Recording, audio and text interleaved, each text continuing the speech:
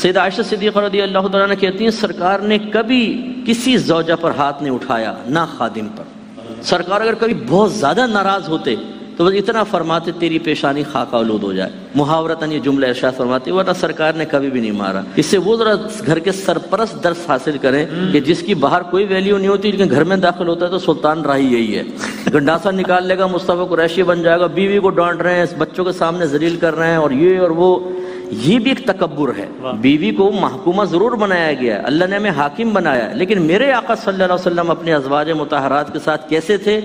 یہ بھی دیکھنے والی چیز ہے۔ سرکار نے ارشاد فرمایا تم میں سے سب سے بہترین وہ ہے جو اپنے گھر والوں کے معاملے میں سب سے بہتر ہے، اور میں اپنے گھر والوں کے معاملے میں سب سے بہتر ہوں۔ تو یہ جو سیرت کے پہلو ہیں ان کو اگر ہم اپنا لیں، حقیقتاً گھر میں جھگڑا، فتنہ، فساد، لڑائی، یہ تمام چیزیں ختم ہوں گی، پیارا ماحول ہوگا۔